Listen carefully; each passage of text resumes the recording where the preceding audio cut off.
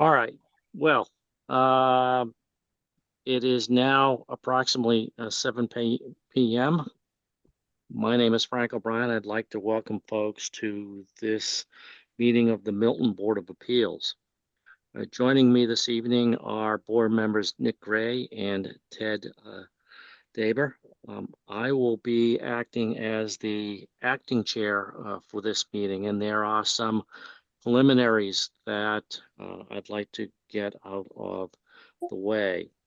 Uh, First of all, the purpose of this hearing is upon the application of the Russian School of Mathematics through their representative, George Dimitrov. And I see that Mr. Dimitrov is on the panel.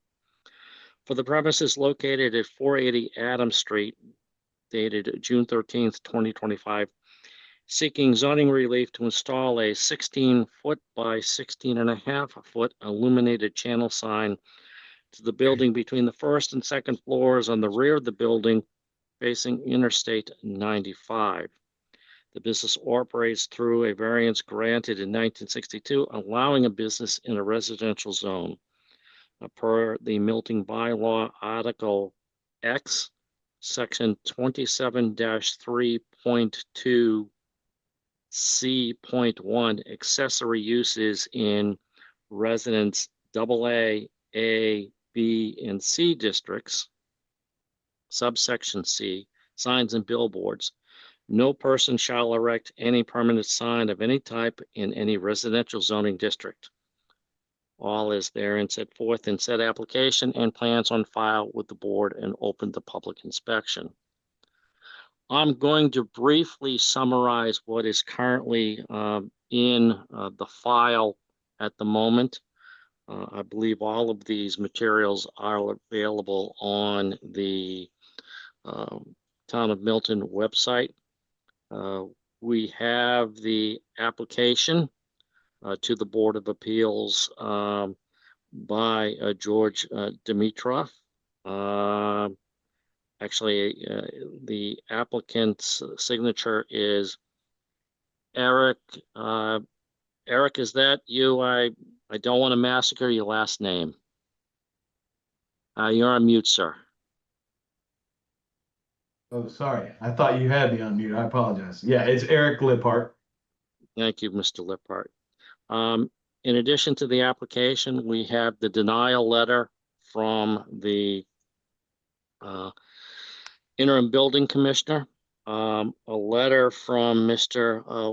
Liphart noting the sign, who the property owner is, also providing a photograph noting the location, proposed location of the sign, as well as a rendering of the sign as well. And we thank Mr. Liphart for submitting that information. Also in the file is a letter dated June 8th, 2025 to Ms. Kathleen O'Donnell, who serves as the permanent chair of the Zoning Board of Appeals. This letter deals with proposed signage at the Russian School of Mathematics, and this letter is provided to the Board of Appeals by Mr. John Sikowitz, who is the chair of the Milton Sign Review Committee. The letter notes 2 meetings of the sign review committee regarding the proposed sign, including discussions concerning the initial proposal, an amended proposal, details concerning the type of sign, its construction, location, etc. And the letter notes that the committee voted 3-0 with 1 member absent in support of what the revised application was before the Milton Sign Review Committee, and we thank the Sign Review Committee for their work for the town, as well as for their diligence in providing this board with a letter. In addition to that, we have several emails that have been provided to the board, three actually. One emanating from that is signed by the board of the East Milton Neighborhood Association, expressing opposition to the proposed sign. The letter expresses concerns about the potential impact that illuminated signage could have on East Milton Square and the surrounding neighborhood. It notes that this particular building operates under a variance, is located in a residential zone, and they're concerned about the impact of light pollution and illuminated signs on the quality of life for nearby residents. And it notes for all of these reasons that the East Milton Neighborhood Association does not support the installation of illuminated signs within East Milton Square. Also provided to the board was an email by Ms.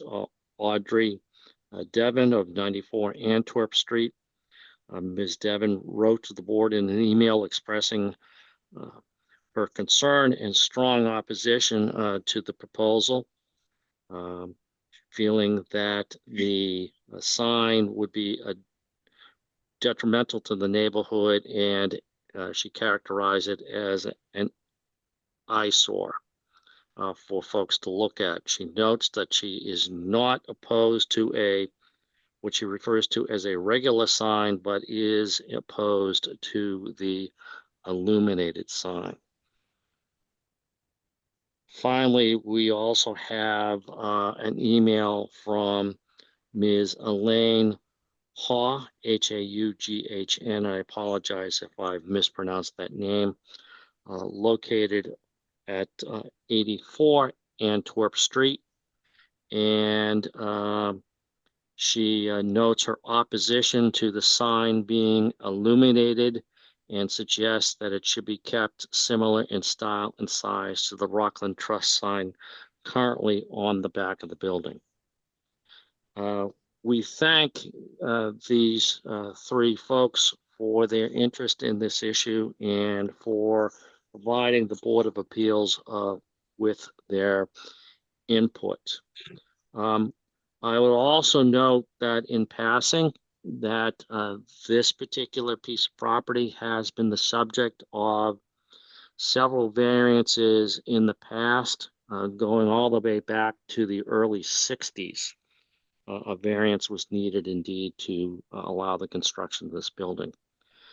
So with that, I apologize for the lengthy summary, but this record, the materials in the record for this particular hearing a little bit more extensive than the materials that we tend to see in the majority of our hearings.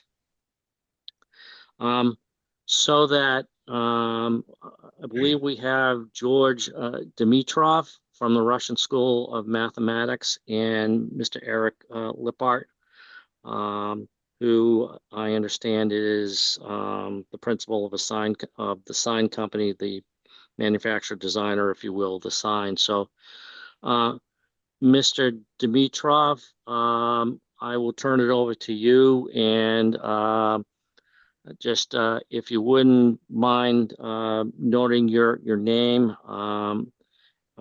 your address, and would you like to speak to this application, or would you like to turn it over to the other gentleman?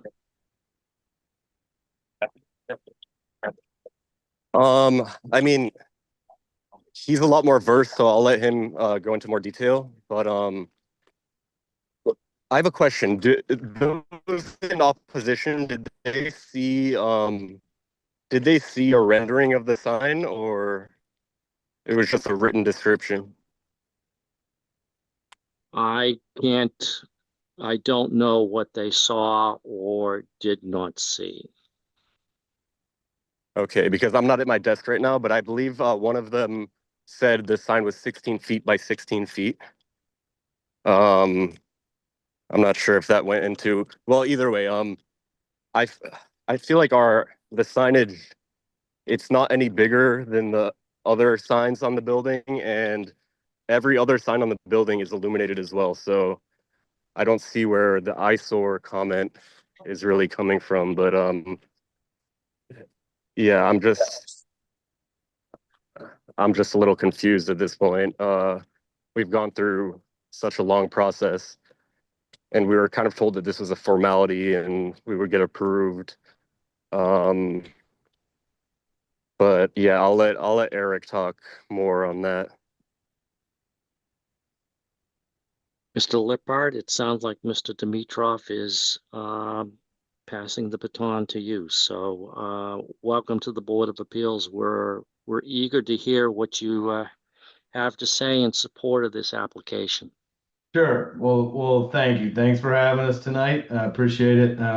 Appreciate George being on here. George is I'm Eric Lippart. I'm with Rise Above Sign and Graphics. We are a sign program management, manufacturing, and installation company based out of Charleston, South Carolina.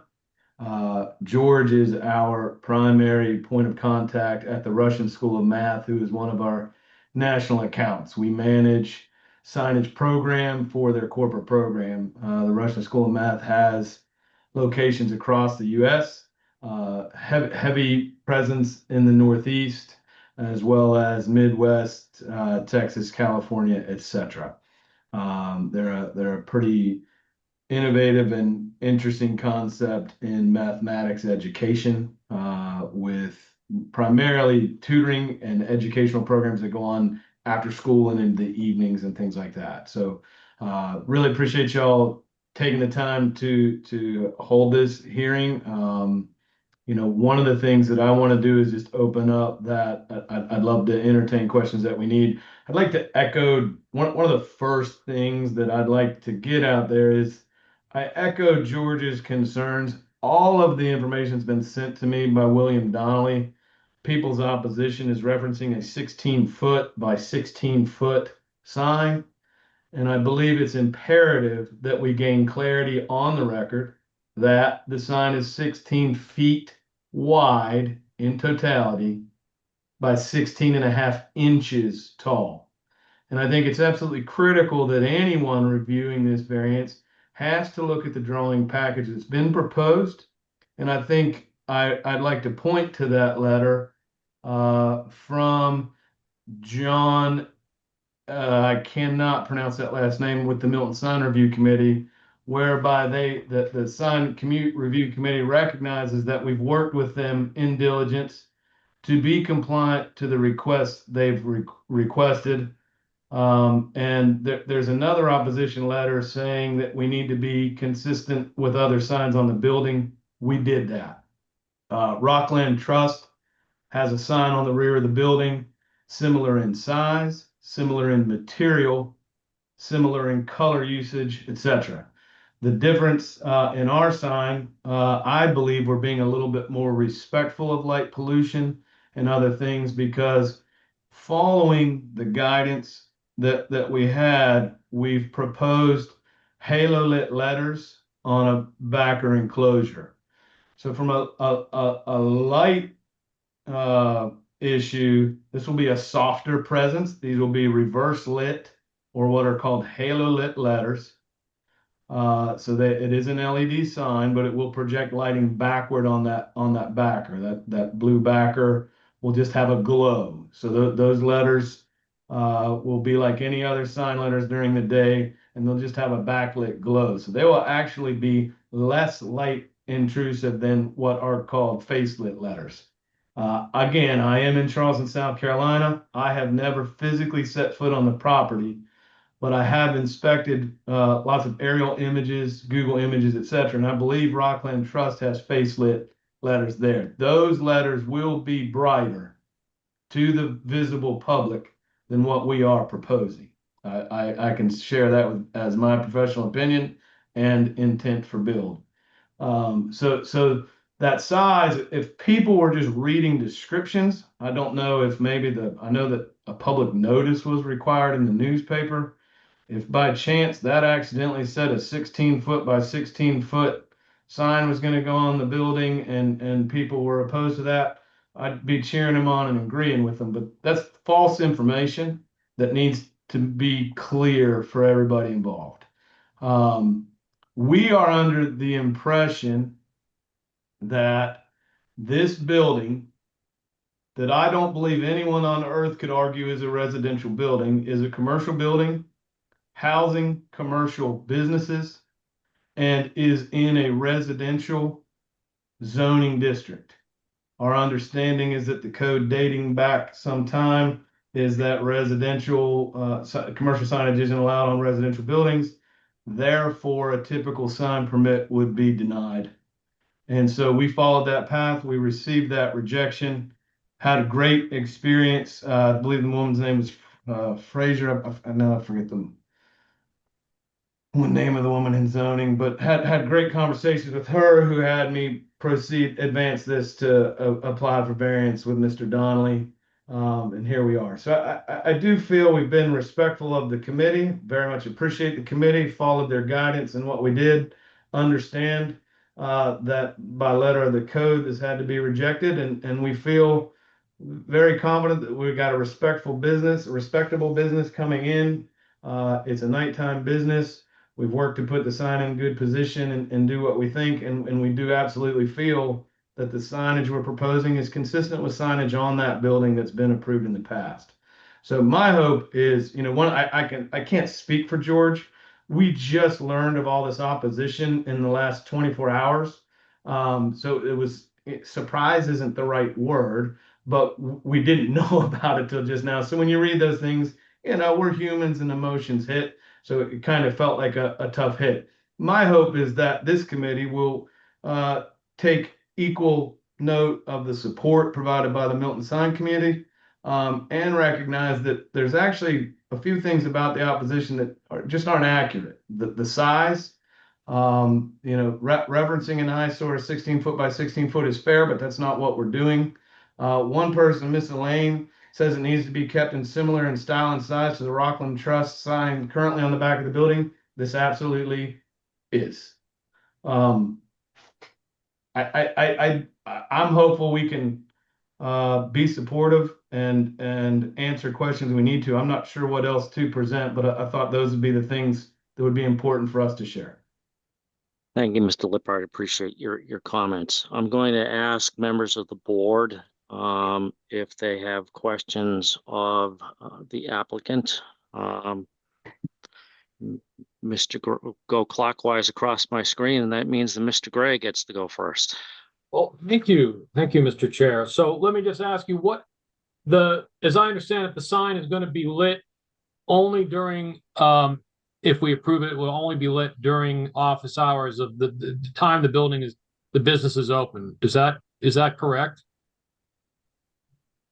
I can say that we can utilize a timer to set however we need to. Oftentimes, we like to have signs lit during night hours and can reflect timers. If that would please the committee, I'm sure George would be agreeable to that. I'd love for him to affirm, as this is their business, but that's absolutely something that can be done and would not be an issue in my opinion. George, would you have any problem being agreeable to that? Yeah, I can back what Eric is saying.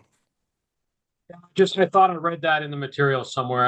I could be mistaken, but that's fine. Yeah, and so that leads up to the next question, what are the hours of operation of the business? So, generally weekdays, someone would get in around 12, and our last class ends around 8:30. So I would say 12 to 9. And then on weekends, it's 9 to 5. Okay. That's super helpful. Do I have any other questions? So I too, when I read the letters of opposition, jumped to the conclusion that it was a 16-foot by 16-foot sign because that's what was in the letters. And then I flipped to the back page of your application and saw that no, the sign is not a square. It's laid out in a similar format to the Rockland Trust sign. And your understand this is the next question. So you said it in your testimony, but your understanding is that the Rockland Trust sign that's also on the backside of that building, but to the left, is lit in some way? Correct. It is lit. I've been there and I've seen it. Yeah. Great. I've got a Google view, so thanks for that confirmation, George. Yeah. Okay. I think that's all my questions for the time being. Thank you, Mr. Gray. Mr. Delber?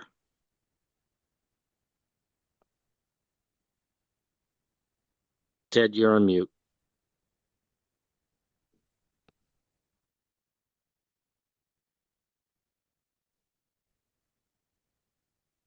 There we go. Let me try that again. Thank you, Mr. Chairman, and thank you, gentlemen. So to get it straight, the time that the lights would be on would be after dark and during business hours. However, those two things can coincide. Is that correct? In other words, not during you don't need it during the daylight hours, right? It's just. Correct. Yeah. Yeah. Yeah, Okay. even if it were on during the day, you would not be able to see it. Yeah. Right. Yeah. Okay.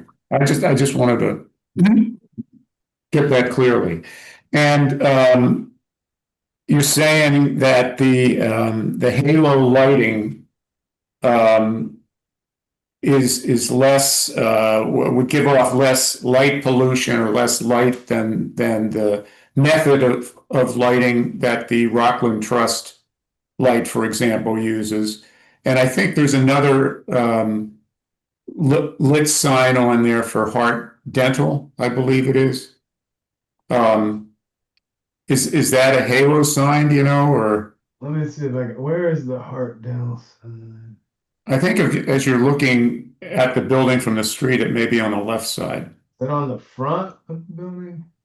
Made a site visit, Mr. Daber. It's not a halo sign. In my vast experience as a sign expert, it is lit because there's a power line going to it, but it looks like it's lit from behind, like it's what kind of sign would you call that, Mr. Lippard? I don't know, but one that's got like a light bulb behind it and it shines out from through the letters from behind. That would be called that would be a face lit sign. That's what it looks like to me. And again, in my vast experience, it's definitely not the style of sign that the applicant is proposing. I don't know if you've got the package, if you've got the sign package, our page 3 includes a night view example to attempt to show the way that illumination would work. Just to try and help explain the fabrication, the letters themselves, the words Russian School of Math, will be fabricated of aluminum and painted white. So the can itself that you see visibly during the day is just painted aluminum. Those cans would have LED modules inside that would release light that would project out the back. There would be a clear polycarbonate backer of that letter, and that light would project onto the backer to give that glow that's shown. And it's a rendering, but it's a decent depiction of how the light would react in the night view example on page 3. Okay. Thank you. So the bottom line is you're saying that this sign will give off less light than both of the other signs? I can't speak to the Heartland Dental. I haven't personally seen that, but the Rockland Trust on the back appears to me to be face lit letters. And yeah, if you want to get into lumens and things like that, they're all going to be similar lighting, but ours is going to be a much more subtle, softer reverse projection. It's just going to create a halo effect behind the letter, whereas the other letters are actually illuminating outward toward the community. Right, and this will be in the back, this is in the back of the building, right? Because Correct. I went on the site too, and I It's saw the door that says Russian School of Mathematics, and the stairway above it, the fire escape, and so the sign will go there in the area there between the third and the second floors, the flat area. Is yeah, that that's the building elevation is shown on page 2 of the drawing. right? Right. Okay. Um, but not everybody, if the people are listening, will have this, may have those building elevations. and Oh, everything. understood. Yeah. So Yeah. that's, I'm asking the questions this way. The letter from the sign review committee mentions a couple things that I wanted to mention, and one of them was, and I don't know whether these were just things that they were mentioning offhand or what, but they said that the building was going to need a new master sign agreement, I think. And then it said that the management company for the building was supposed to be sending a letter to the committee stating that future tenant signs will be located on the horizontal band between the second and third floors of the building and have halo lit letters. Is that correct? Do you know whether or not that letter has been received by them? Are you asking me? Okay. Mr. Dimitrov, do you know? Oh, he's on mute. We just saw this letter ourselves for the first time yesterday. The one from the Committee. sign review committee? Yeah. Yeah. Yeah. Okay. Yeah, sorry. Yeah, I'm not aware of that either. I'm not sure. Okay. Okay. I'd love to be on the record to say we'd be glad to make our best efforts to help with that. Mhm. We're both learning of this right this pretty Yeah.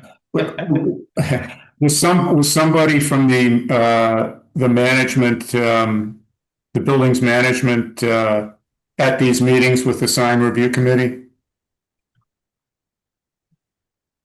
I was just curious. I have a pertinent point is I had a former project manager started this project long ago, and he's Mhm. with our company, and I've come into the middle of this, so Oh, that's right. Yeah, I remember seeing that in the. I'm not 100% in tune on the actual design committee meeting. George, were you involved with that, or was that just Joe? Yeah, that was Joe. Okay. Okay, all right. But the building owner and manager is aware of everything that's going on, correct? Yes, correct. Yes. And the application and, okay, all right. I don't have any other questions right now. Thank you. Thank you. Gentlemen, I've got a couple of questions. First, I just want to, maybe for the third or fourth time, note that the dimension in the notice, which was 16 foot by 16 and a half foot, you have informed us that that was incorrect, and I can see in the materials that the actual dimensions of the proposed sign are 16 foot wide by 16 and a half inches tall. Is that correct? That's correct. Is that the notice that ran in the newspaper? Yes. Okay. Yeah, we were not privy to what was published, so that's the first that now I've just seen this in the opposition letter, so now we understand where that came from. Okay. Yeah, I The would be second- opposed to a 16 foot by 16 foot sign as well. Okay, thank you. We've had some conversation here regarding some talk about halo lights and whatnot, and I join Mr. Gray in having vast experience in sign design. there is a line in your letter to the board dated June 5th, 2025, where you note that the sign brightness will not exceed 40-foot candles. Do you mind putting that in layman's terms? I've had experience with folks explaining lumens, 40-foot candles, but just how would you characterize 40-foot candles? Do I have an opportunity? That was presented by our former project manager, Joe Ritchie. Foot candles is often, there are lumens is a lighting terminology. Foot candles are a lighting terminology. Oftentimes municipalities have requirements. I'd be curious if he wasn't told they needed to not exceed 40-foot candles, and we can ensure that. To give you a technical answer at the present time, I can't do that because it's not a current trend or popular way of handling this. But I can assure you, if it would be helpful, I could follow up within 24 to 48 hours with a technical explanation and summarizing exactly how we could accomplish that. Okay. Thank you. I appreciate that. I might do that in a moment. All right. I would note that it's your signature on the letter. You have a copy of that letter? Or it's your name? I don't know if it's your signature. Yeah. I don't is that the variance letter? Yeah, it's okay. Well, yes, the zoning letter. I took over this account right in the middle of this, and that came from a letter that Joe Ritchie sent to Cheyenne Fraser in the original thing. I apologize for how this sounds. I'm going to get you an answer. Okay, thank you. I don't have any other questions. Did any other members of the board have any follow-up questions at this point in time? Seeing none, I'm going to ask if any members of the public who are listening in have any questions. And I do see that at least one attendee has raised their hand. So if you do have a question or you'd like to make a statement, please raise your hand and we will call you in turn.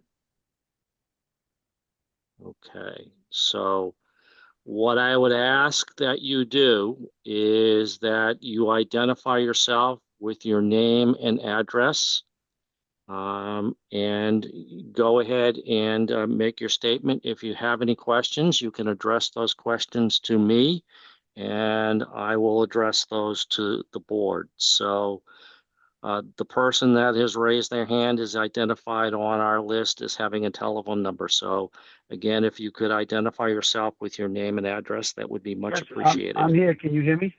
Can you hear me? Yes, yes, we can hear you. Oh, good. Thank you. My name is Brian Kelly, 11 Hope Ave. I'm a town meeting member in East Milton, Precinct 7. And yes, I was quite alarmed when I saw that this was going to be 16 by 16 and a half feet, as indicated in the paper. So I feel better that that's not the case.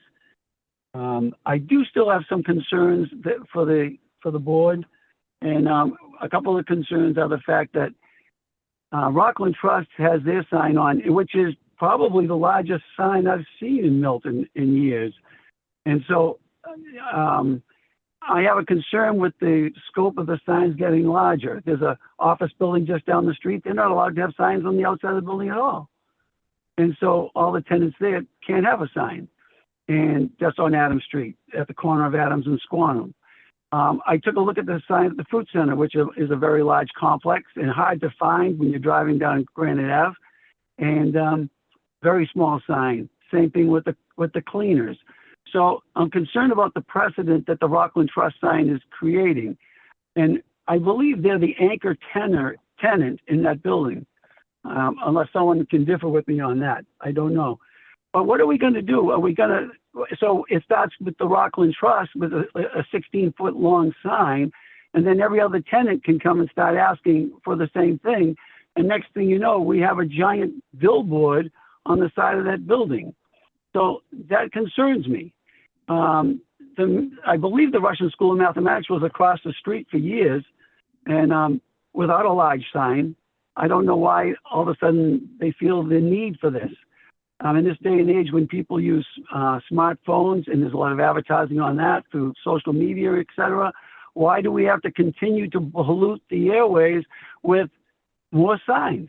And if you're coming from the south on Granite Ave, you're coming over the Granite Ave overpass, you're looking right at that sign.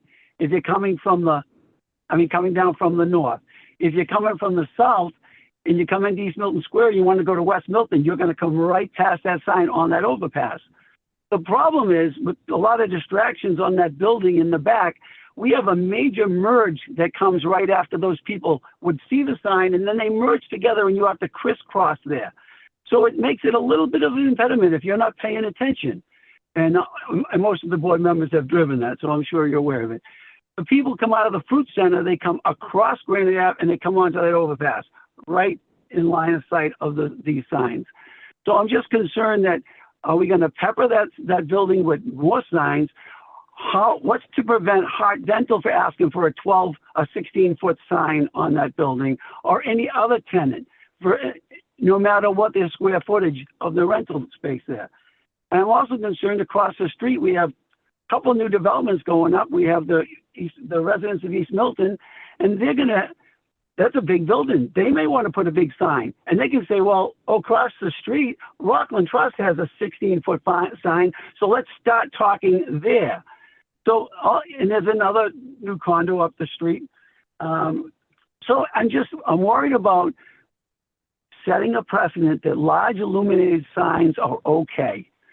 And we had an argument when Kennedy Carpet wanted to put an LED sign on top of his building.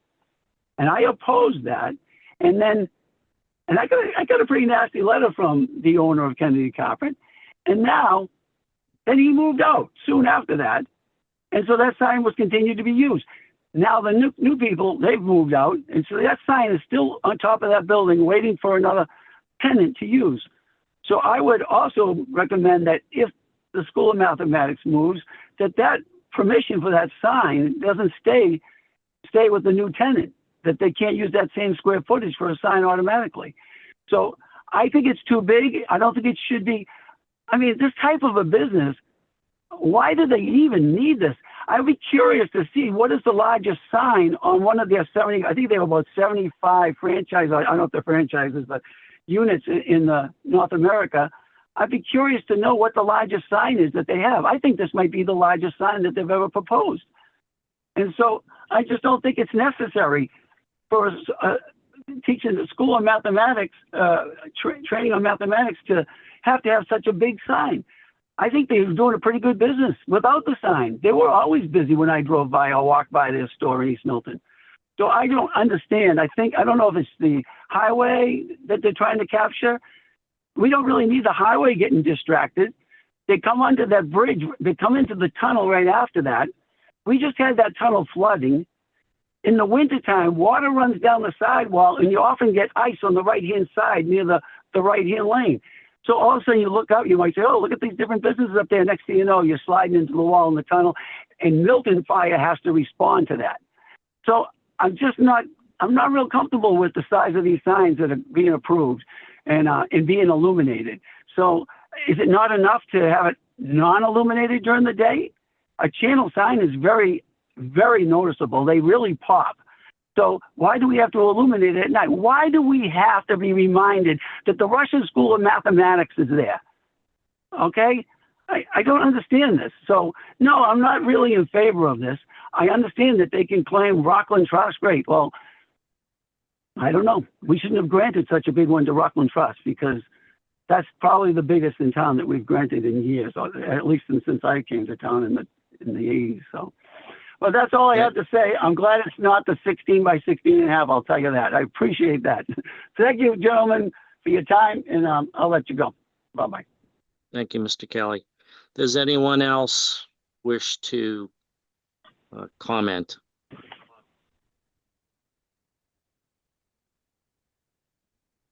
Mr. Lippert or Mr. Dimitrov, do you wish to say anything in response? You don't need to, but if you would like to, you certainly have the opportunity. I was going to add, I am prepared to address the prior questions about 40-foot candles at some time as far as reference to the caller. I very much appreciate the caller's concerns. To just address a couple of things, this is by far not the largest sign. We have a sign being installed in San Francisco tomorrow that is 30 feet wide by 24 inches tall. So just to clarify there.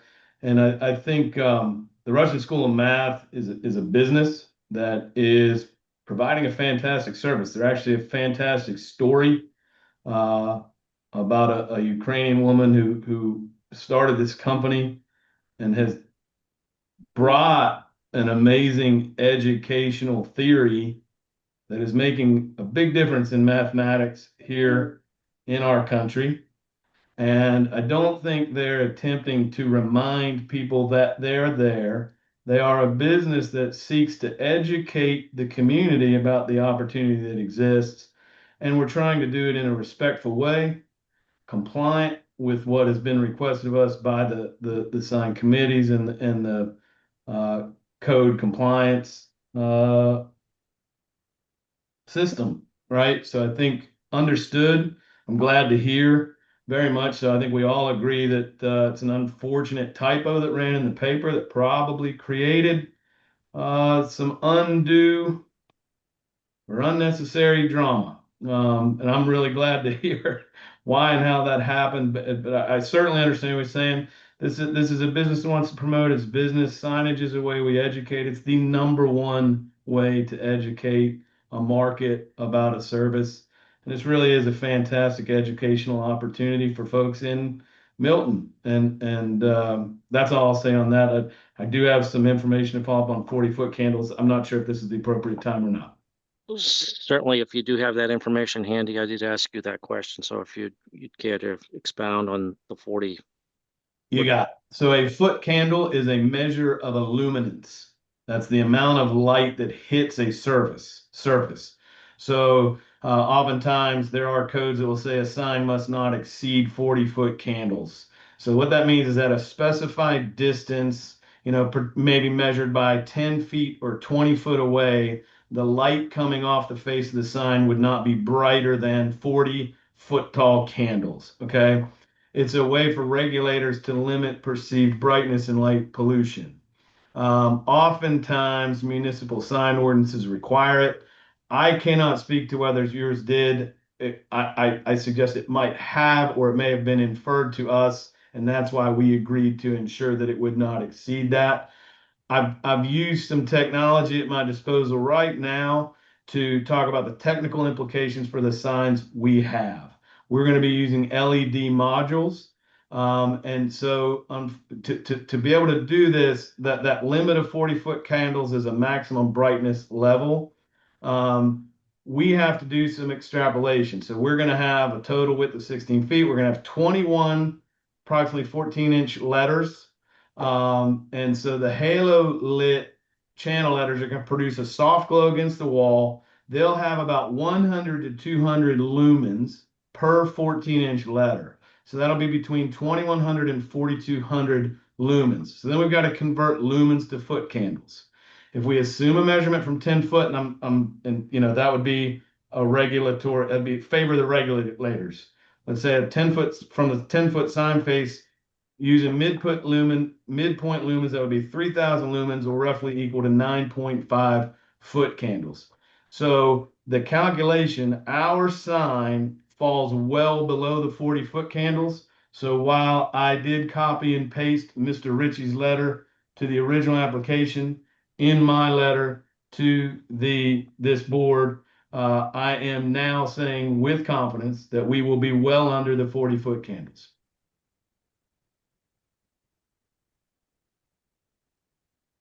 Thank you.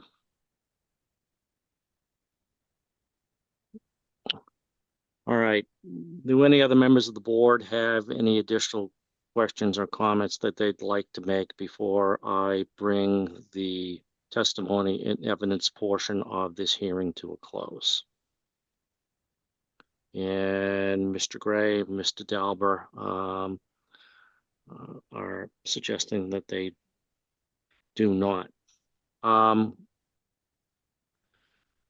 Before I close the testimony portion of the hearing, and I'm not expressing an opinion regarding whether or not the board is going to grant this application or not. I'm going to ask a standard type of question, which is when the board issues a decision, the board likes to have something that it can refer to. So Mr. Lippert is the graphic that was provided by you and which is attached to the June 5th, 2025 letter to Bill Donnelly at the Board of Appeals, which bears your signature. Is this an accurate representation of the location of the sign, which is basically in the back of the premises? And it's also has a rendering.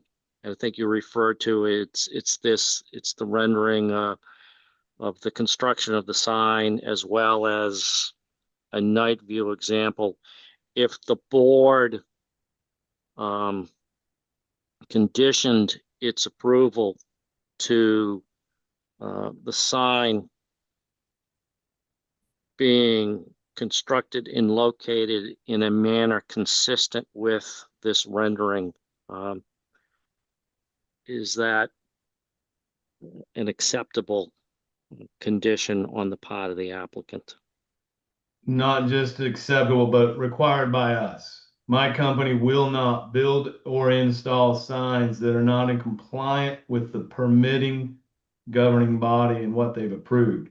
So we go to diligent lengths to have our customer and our landlords all in agreement before any permit application is ever made. So this is an evolved drawing based on feedback from the sign committee. And this is absolutely what we must build and where we must install it in the event that we're successful with this appeal and gain your trust that we'll do so and get this approved. Thank you. The second question that I would have, again, with the same caveat that I'm expressing neither my own nor the board's opinion on the possible outcome of this, but should the board in its wisdom decide to either not allow lighting or reduce the foot candle, what would the reaction of the applicant be to not allowing the sign to be lit? My reaction would be that I would love to entertain requests from the variance committee about what we've requested. You might have a career ahead of you once you get out of the sign business as a lawyer. So congratulations for a very lawyerly answer. I don't want to speak. I don't want to go on record saying anything. My customer deserves to answer that. And I think right now we would like to be considered what we've requested. I would hope that if the board arrives at a hard no, that we might be given an opportunity to consider other options. I can tell you, based on the technical review I just did now, I'd be happy to reduce those foot candles to 20 to 30 foot candles. And if you can point me in the direction of the regulator who can measure that, I'd love it, because maybe they could help me elsewhere. Thank you. Appreciate that. I will ask one last time before I close. Again, move to close the evidence portion of the hearing. If any members of the board have any additional questions or comments, again, seeing none, I will also call for if there are any members of the public in attendance who would like to comment. If you do, please raise your hand. I am seeing no persons raise their hand. So at this point in time, I am indeed going to close the evidentiary portion of the hearing, and I am under the open meeting law here in the Commonwealth. The board is required to deliberate and render its decision in public, and we will do that here and now. And I'm going to open it up to my colleagues. Maybe Mr. Dauber, if you could kick us off, and then Mr. Gray. Gentlemen, I'd appreciate your wise counsel and opinions. Ted, again, you're on mute.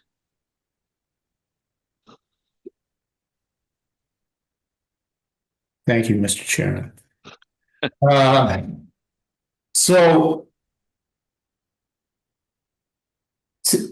we also read, or at least I read, I assume we all read.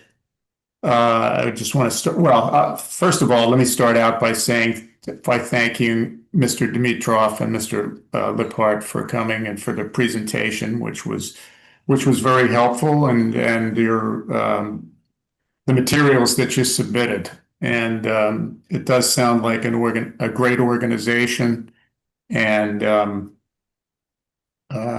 we totally understand what you were proposing, and what the sign review committee supported. But what I was going to say was we were able to locate a prior variance that was granted with respect to the sign, illuminated sign of Hart Dental, which is on the building, which was dated in 2018, in which they were granted a variance to put their sign on the building, and it's a very good written decision that came out, which obviously is relevant to this case as well. At least I think it is. And as part of that, I just wanted to mention two things, and two things that were part of the basis of their decision allowing it. One was some language from the 1961 variance, which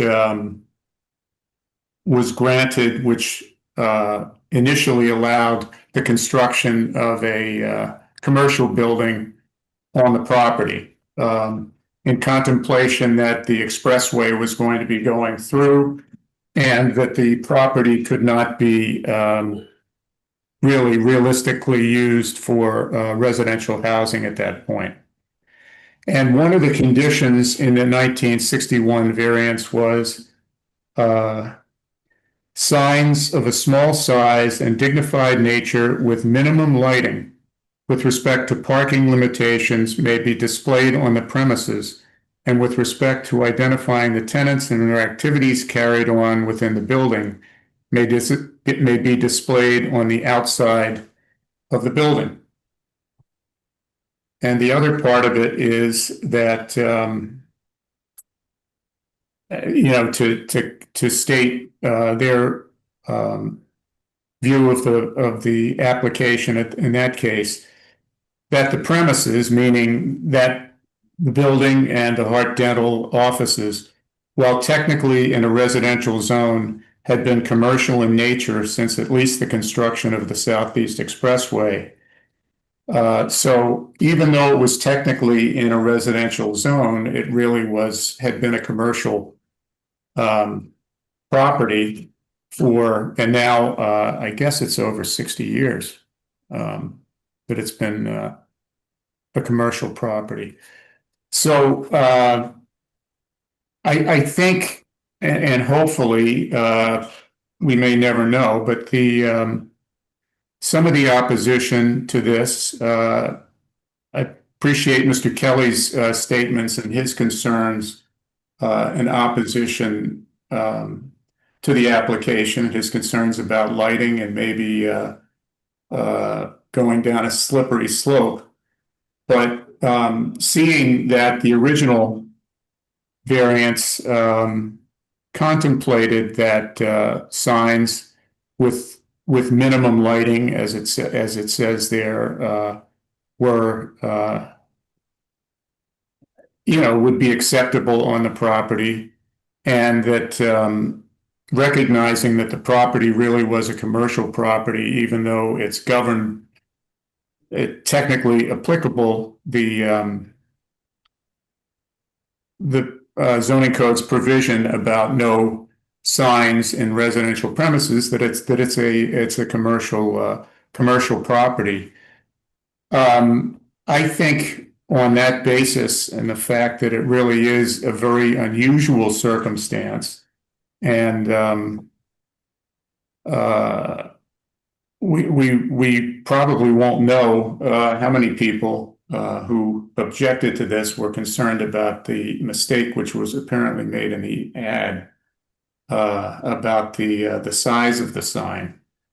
I think I would be inclined to allow the application.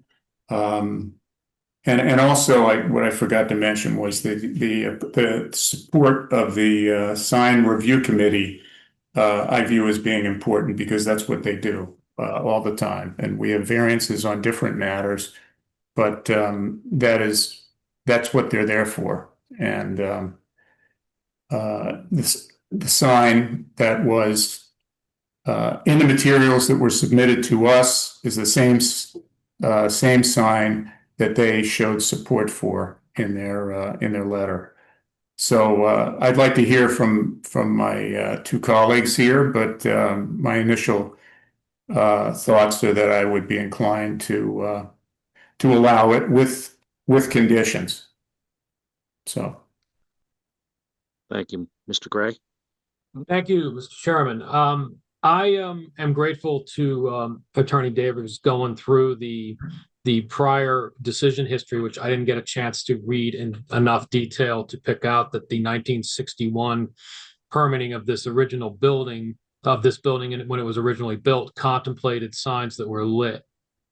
So, as you correctly pointed out, the building has been functioning as a commercial building since the time of or around the time of the expressway's construction, which was a significant alteration to this neighborhood from the time the zoning bylaw determined it was a residential area. I think that's fair to say.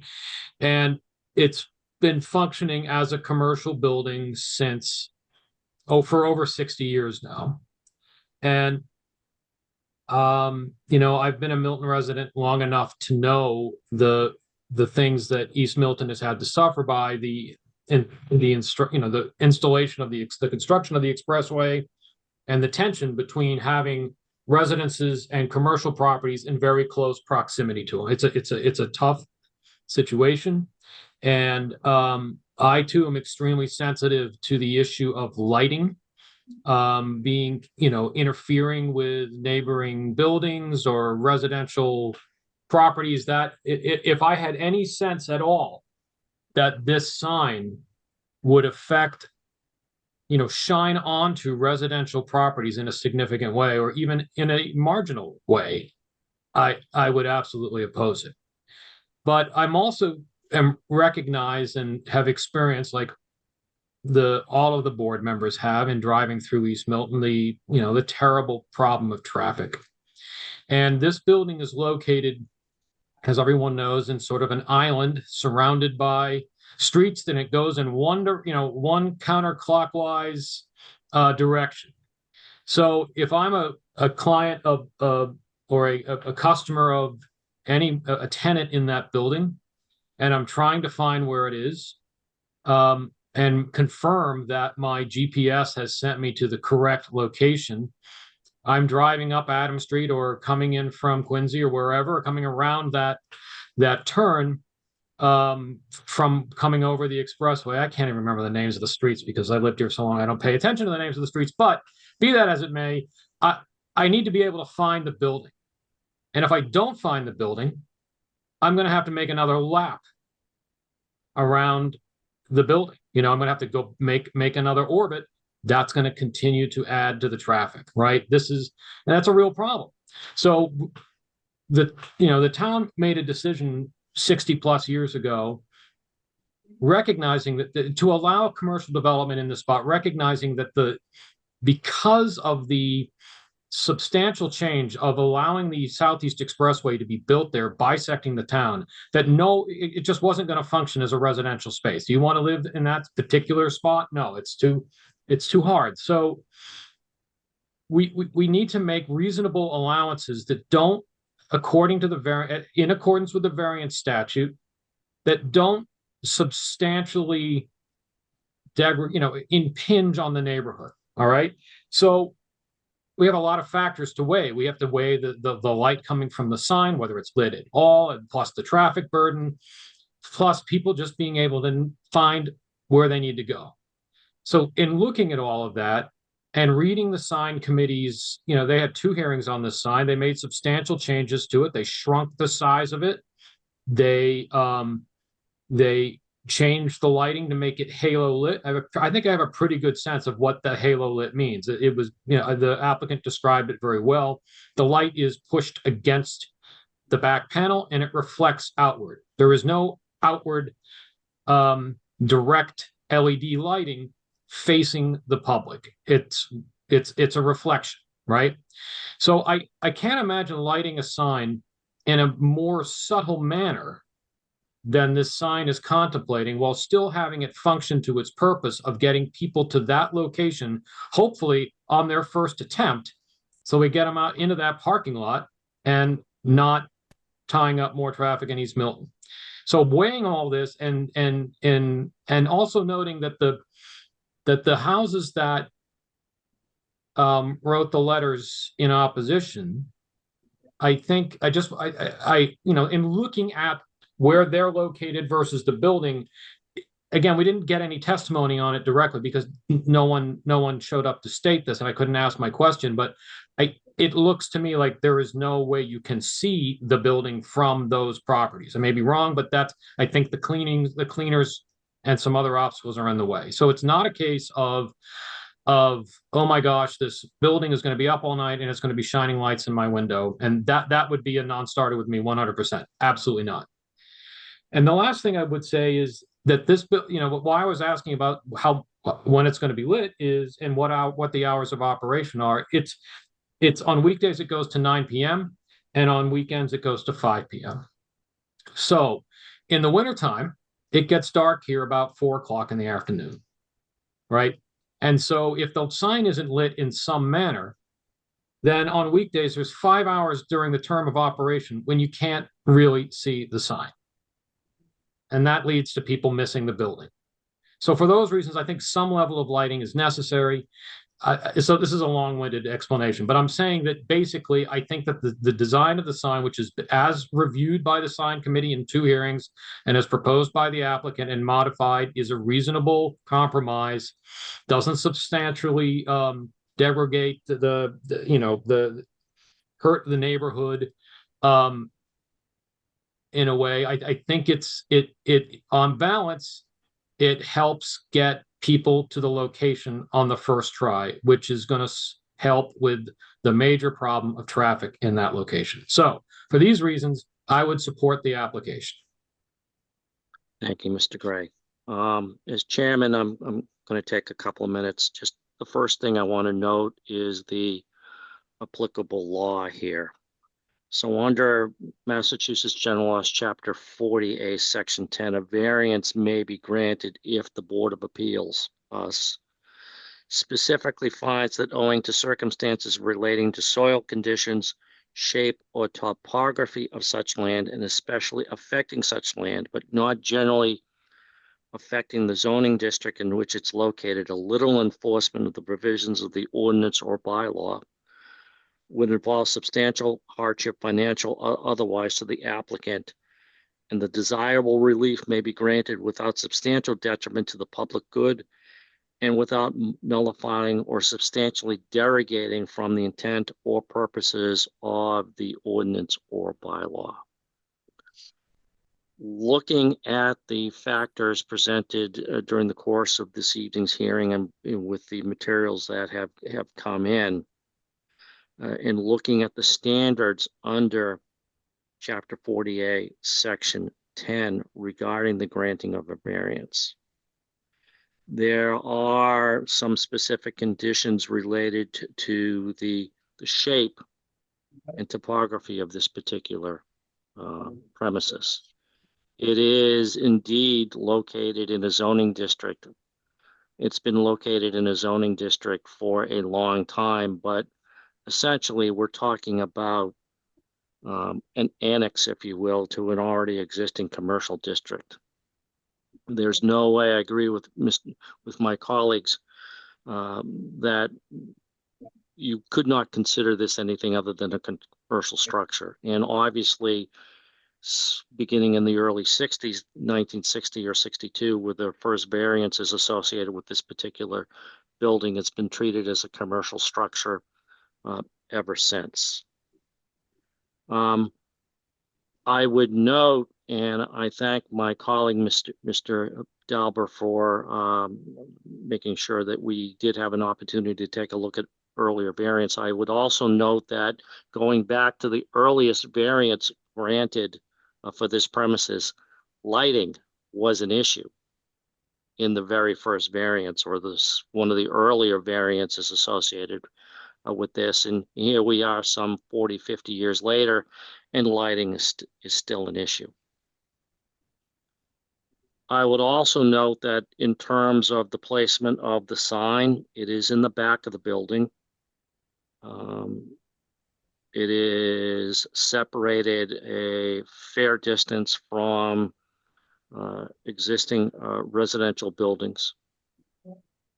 So I do not believe that it would constitute a substantial detriment to the public good or substantially derogate the intent of the zoning bylaw because of the unique circumstances surrounding this particular structure. I also appreciate the work that the applicant has undertaken with the with the signage review committee. And I do take note of the support of the signage review committee for the modified sign. I think clearly 16 foot by 16 and a half feet wouldn't fly. 16 foot by 16 and a half inches, given the other circumstances, is a much more reasonable approach. I would, however, seek to impose certain conditions. One of those conditions would be the installation of a timing device so that the sign would only be lit from dusk until the completion of business operations on the part of the applicant. Roughly, I believe the testimony, Mr. Gray can correct me if I'm wrong, roughly 9 o'clock in the evening on weekdays, 5 o'clock in the afternoon on a weekend. So I would condition the sign to have a timing device to that regard. I'd also condition the sign to be constructed in substantial conformity with the rendering that has been provided to us. And by the way, we use the term substantial conformity so as to give our building inspector discretion if unknown conditions come up. So there's a little bit of flexibility in terms of the building inspector if an unknown issue, a structural issue or something comes along, so there can be some flexibility, but it would be constructed in substantial conformance with this. And relative to the 40-foot candle, I'm comfortable with something less than 40 feet, a 40-foot candle. 30 was something that was mentioned, and I would also include that in.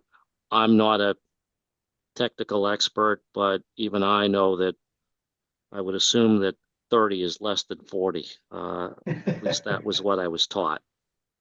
So with that, I would be prepared to support this application, given the support of the signage review committee and with those conditions.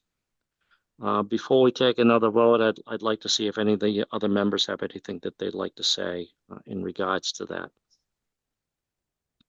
Mr. Chair, I have no other comments. Okay, Nothing further other than to say, I think your conditions are reasonable ones. all right. I do too. Is Yes. the board ready to vote? Yes, All right. Can I have a motion to approve the variance with the conditions that I've articulated? So moved. Is there a second? Second. All those who are in favor signify by saying aye. Aye. Aye. Aye. It is unanimous. Mr. Dimitrov, Mr. Lippert, thank you for joining us at the Board of Appeal. Congratulations on your variance. However, there are some further technical issues that you need to be aware of. First and foremost, a decision has to be written. Usually takes us 3 to 4 weeks to issue a decision. My colleagues will be welcome to know that I'll be writing this one. So I'll write the decision, and I will be writing it before we leave for vacation. So it'll be done in fairly short order.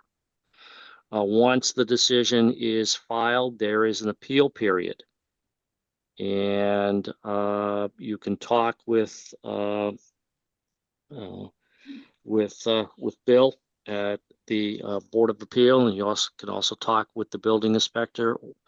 If you do any work during the appeal period, it is at your risk.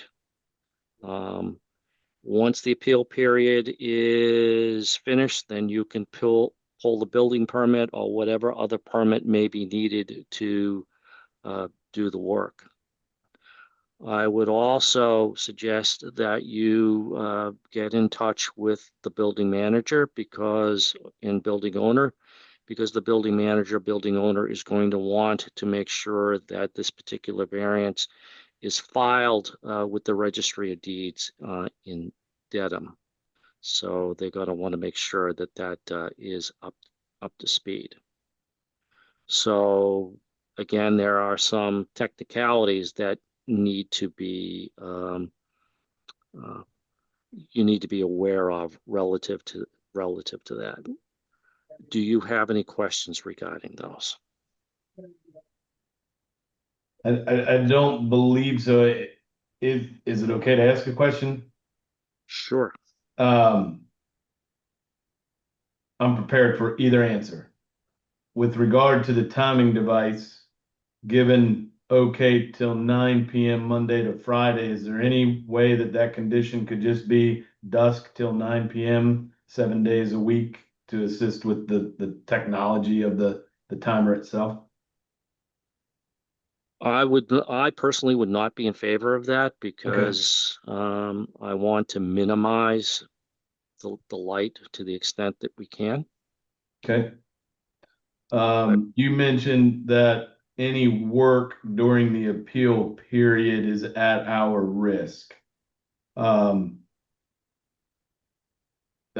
understand this,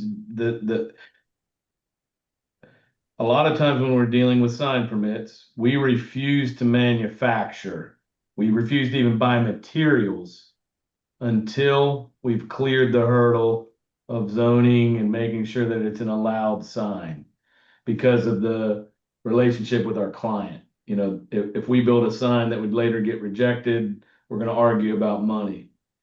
Oftentimes when we've cleared this hurdle, we can manufacture, but we would never install until we are fully clear. Can you help me understand whether we're safe to begin manufacturing as long as we don't touch the building yet? Or, you know, I'm curious about if it's 3 to 4 weeks for a decision and then there's appeal period, And to support my client, they've been waiting a really long time in hopes for this.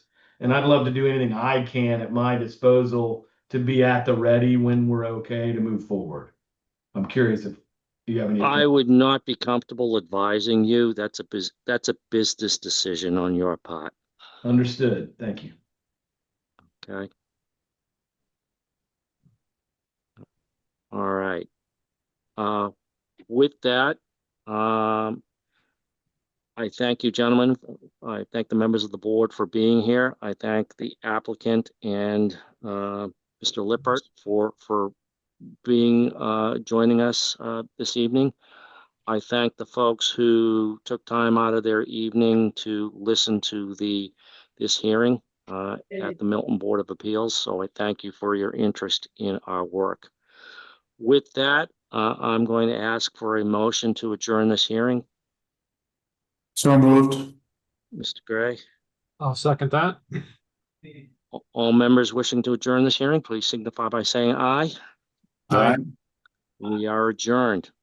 Thank you, everyone. Have a good rest of your evening. Congratulations. All right, thank you. Thank you all. Thank you all very much. Yeah. Good night.